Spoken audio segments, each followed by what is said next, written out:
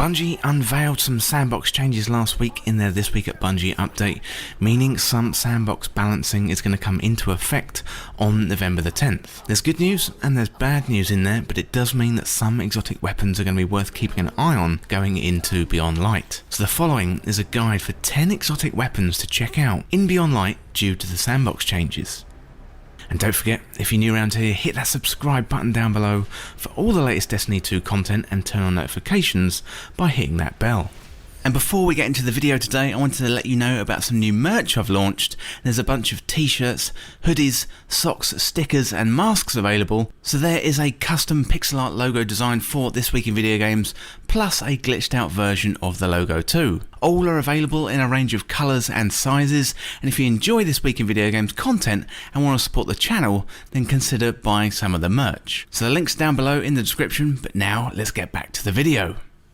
Exotic weapons are currently immune from being sunset with the arrival of Beyond Light, unlike some of our favourite weapons like Beloved and Spare Rations. Bungie revealed some balancing details a few days ago, with the headlines being taken up mainly by hand cannon changes. However, there are some interesting buffs and nerfs in there for other weapons too. So let's dive into the weapons, and first of all we've got Thorn. This is an exotic hand cannon, so Thorn is definitely my go-to in Crucible. It's currently a 150 hand cannon, and they're all getting changed to 140s, except one, but we'll get to more on that a bit later. So here is a quick recap of what Bungie said in the TWAB. At this time, lightweight 150 rate of fire hand cannons represent the majority of hand cannon usage in the Crucible. While we experimented with many different ways to even out lightweights, that's 150 rate of fire, and adaptives, that's 140 rate of fire, lightweight hand cannons consistently retained a faster time to kill. As such, we opted to equalise their rate of fire. We selected 140 rate of fire as it's fairly balanced in the Crucible Sandbox, and it gives other weapon archetypes more time to breathe between shots, avoids an overabundance of hand cannons with a faster TTK than other weapons, and pairs nicely with upcoming changes to 600 rate of fire auto rifles.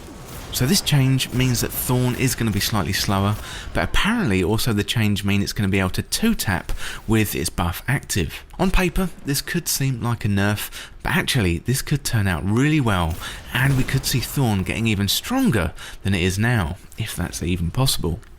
Next up, we've got another exotic hand cannon, and this time it's Sturm.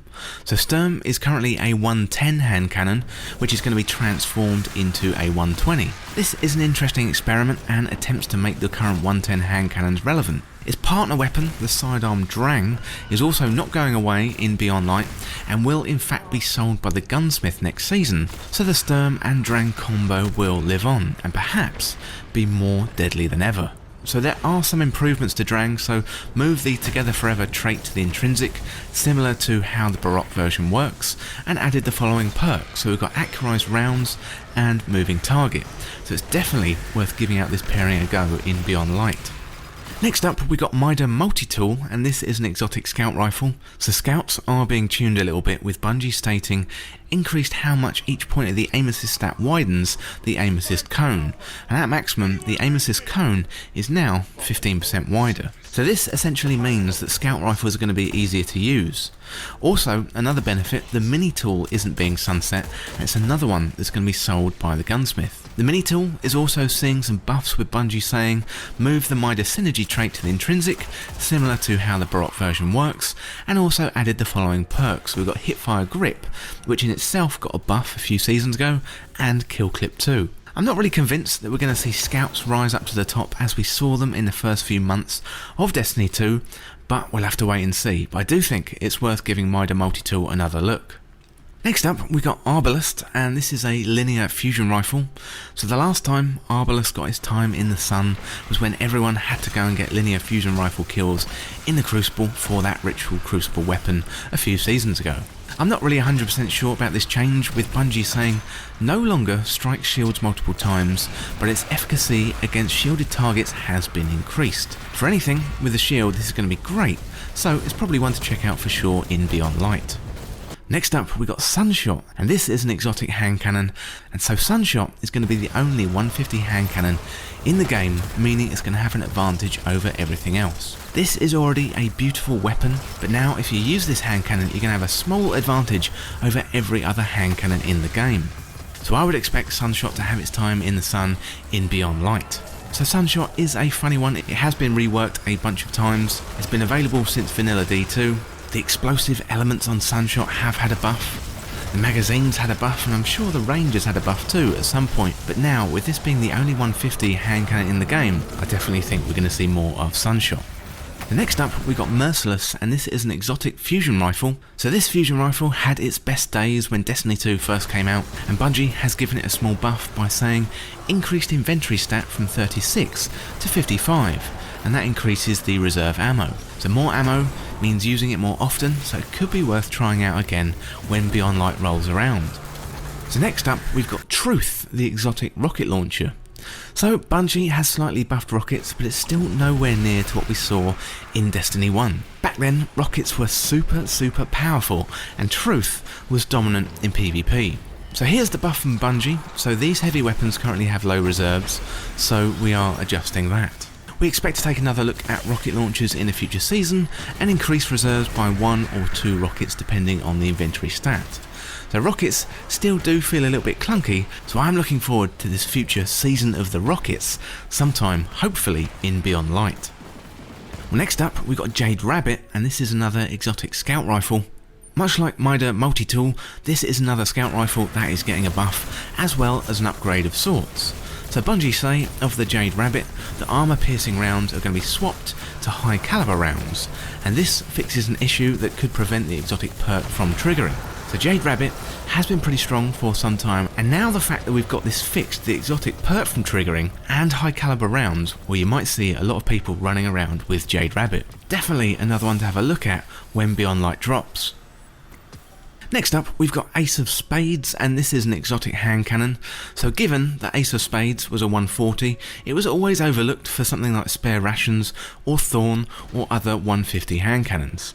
Now the playing field has been levelled in its favour, and we could see much more of Ace in and around PvP. With Memento Mori, so you've got reloading after a kill, loads of magazine with a few extra damaged bullets, and also grants radar while aiming down sights. You've also got to take into account Firefly, so precision kills with this weapon increase the reload speed and cause the targets to explode, dealing solar damage to nearby enemies. So the changes to other hand cannons around Ace could see Ace of Spades stand out from the other 140s due to the exotic perks and its good impact of 84 and range of 78. And finally, we've got Crimson. This is an exotic hand cannon. So Crimson, already strong, now with the range buff coming in Beyond Light, this could see a meteoric rise to the top, considering its damage buff in Shadowkeep. Unfortunately though, back in Shadowkeep there was a range nerf, and essentially this is being reversed in Beyond Light. So this weapon is somewhere between a pulse rifle and a hand cannon, but it roughly equates to about a 140 RPM hand cannon.